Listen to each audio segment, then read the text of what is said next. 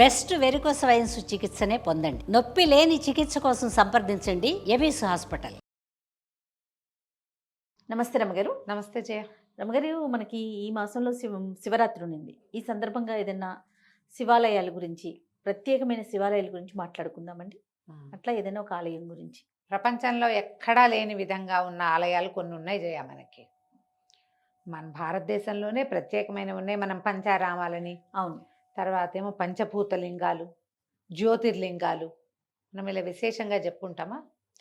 ఈ విశేషపు ఆలయాల్లో కూడా ఇంకా వేటికి సంబంధం లేనకుండా కొత్తగా ఉండేది, డిఫరెంట్గా ఉన్నది, చాలా ప్రత్యేకమైన ఆలయాలు కూడా బోల్డ్ ఉన్నాయి.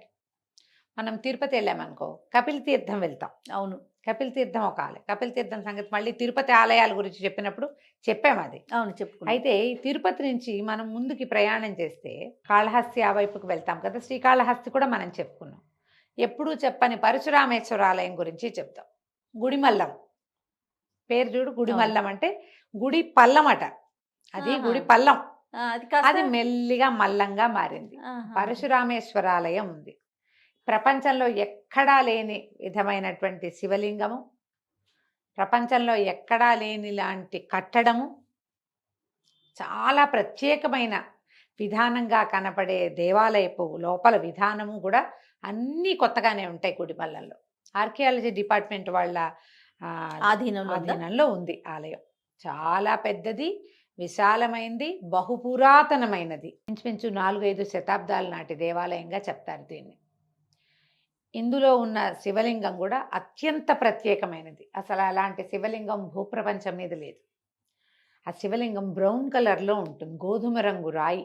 అది నిజానికి భూమి మీద దొరికే రాయి కాదట. అదేదైనా గ్రహశకలం అయి ఉండొచ్చు అన్న మాట కూడా వినపడుతుంది. అబ్బా, భూమి మీద దొరికే రాయి కాదు, పూర్తి రాయిగా కూడా ఉండదు. ఆ శివలింగపు పరిమాణము, విధానము, అంటే దాని రూపము కూడా కొత్తగా ఉంటాయి. అది ఎట్లా కనపడుతుంది? మానవ పురుషాంగాన్ని పోలి ఉంటుంది, పొడుగ్గా కనిపిస్తుంది. ఈ దాని మీద ఈ శివుడు నిలబడి ఉన్నట్టుగా ఒక ప్రతిమ కనపడుతూ ఉంటుంది. ఒక మరుగుజ్జు మీద, ఒక యక్షుడి మీద నిలబడి ఉన్నట్టుగా, పెద్ద పెద్ద కర్ణాభరణాలు ధరించి, ఒక గొర్రెని పట్టుకుని, ఒక గొడ్డల్ని పట్టుకుని నిలబడి ఉన్నటువంటి ఒక పురుష స్వరూపం ఆ శివలింగం మీద దర్శనమిస్తుంది. ఇది చాలా కొత్తగా ఉంటుంది. ఆలయపు ఆ కట్టుబడే చాలా ఎక్సలెంట్గా ఉంటుంది. ఎప్పుడో కట్టబడింది. మధ్యలో అసలు కొంతకాలం ఈ గుడికి ధూపదీప నైవేద్యాలు కూడా లేవట.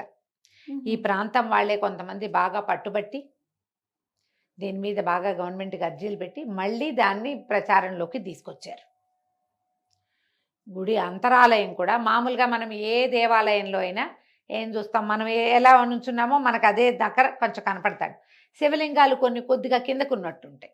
అవును కదా. ఈ మన ఇటీవల కాలంలో ఎక్కడికి వెళ్ళాం మేము, కొన్ని చోట్ల దేవాలయాలు కొద్దిగా ఒక అడుగు కిందకు ఉన్నట్టు కనిపిస్తాయి.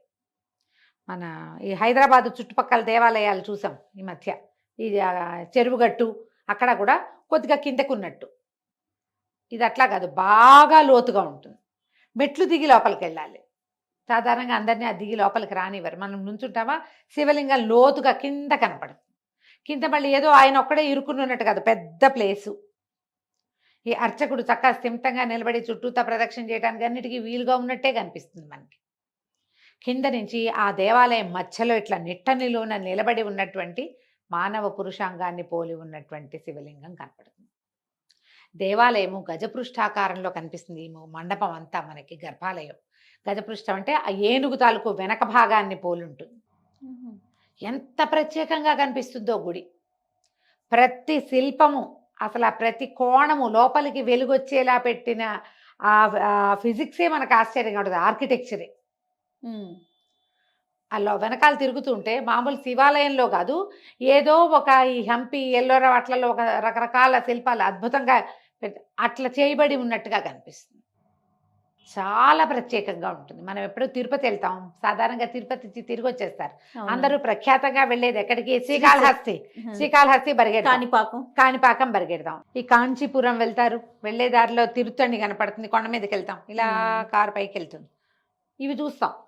ఈ గుడిమల్లానికి ప్రత్యేకంగా వెళ్ళే వాళ్ళు కనపడరు. అవును, ప్రతిసారి వెళ్ళొద్దు మీరు, కానీ ఒక్కసారైనా తిరుపతి నుంచి 40 కిలోమీటర్లు ఇంచుమించుగా దూరంలో ఉన్న ఈ దీన్ని చూడండి, గుడిమల్లంని. ఆర్కియాలజీ వాళ్ళ సంరక్షణలో ఉంది కాబట్టి శిల్పాలు అవి ఇవి ముట్టుకుని గందరగోళంగా చేయకూడదు.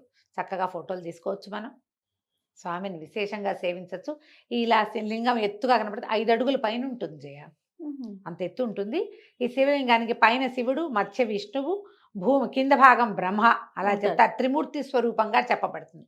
పరశురాముడు ఈ ప్రాంతంలో తపస్సు చేసుకుంటే ఆయనకి లభించిన ఈ శివలింగాన్ని ఆయన ప్రతిష్ఠ చేశాడని చెప్తారు. అందుకని పరశురామేశ్వరాలయంగానే చెప్పబడుతుంది ఇది. ఆయనే పూజించాడని, ఆయనే ఇది ప్రతిష్ఠ చేశాడని. పరశురాముడు అంటే ఏనాటి పరశురాముడు? అవునవును. అప్పటిది అనమాట. ఇది మొదట్లో దేవాలయం లేకుండా అట్లా ప్రతిష్ఠ చేసి ఉంచిందని, తర్వాత దీని చుట్టూతా దేవాలయం నిర్మింపబడిందని కూడా చెప్తారు. విశేషంగా ప్రత్యేకంగా అసలు మనం ఎక్కడా చూడని రకంగా మనకి కనపడుతుంది. గుళ్ళోకి వెళ్ళేటప్పటికి ఒక ఫీలింగ్ వస్తుంది జయ, చుట్టూతా తిరిగేటప్పుడు ఇంకో రకం భావన వస్తుంది, కొత్త దాంట్లోకి వెళ్తున్నట్టు. మన స్వామికి ఎదురుగుండా నిలబడ్డాక, ఆ పరమేశ్వరుడు ఆ లింగమూర్తికి ఎదురుగుండా నిలబడ్డాక అప్పుడు ఏమవుతుంది, మనం ఎక్కడికో వెళ్ళిపోతాం. మనం ఎప్పుడు చూడలేదే ఇట్లా, అవును, ఈయనేమిటి ఇట్లా ఉన్నాడు అలా అనిపిస్తుంది. ఒక దీని మీద మరుగుజ్జాకారంలో ఒక యక్షుడి మీద నిలబడ్డట్టుగా కనపడతాడు ఆ శివుడు. తలకున్న ఆభరణ, పైగా ఆ ప్రతిమ కనపడుతుంది కదా, శివమూర్తి కనిపిస్తుంటుందా, ఆయన ఒక పంచ కట్టుకున్నట్టుగా కూడా కనిపిస్తుంది. ఆ పెద్ద పెద్ద కుండలాలు కనపడతాయి. ప్రపంచంలో ఎక్కడా లేదు. ఎక్కడా లేదు, ఆ రాయి లేదు, ఆ స్వరూపము లేదు, మొత్తం ప్రత్యేకంగా ఉంటుంది. ఈ గుడి తాలూకు కన్స్ట్రక్షన్ కూడా ఎక్కడా లేదు. బయట మనకి 4 పక్కల దేవాలయాలు కనిపిస్తే, ఒక సూర్య దేవాలయం ఉంది, చిన్న మండపం, అమ్మవారు కనపడుతుంది. తర్వాత వల్లి దేవసేన సమేతంగా సుబ్రహ్మణ్యం కనిపిస్తాడు, గణపతి కనపడతాడు. ఈ 4 ఎట్లా ఉంటాయి తెలుసా, మనకి మామూలుగా ఆరాధనా క్రమంలో శివ పంచాయతనం, విష్ణు పంచాయతనం, శక్తి పంచాయతనం అని 3 రకాలు. ఏ దైవానికి సంబంధించిన పంచాయతనం అయితే ఆయన మధ్యలో ఉంటాడు, శివుడు కానీ, విష్ణువు కానీ, శక్తి కానీ. మిగిలిన 4 ఎవరెవరు?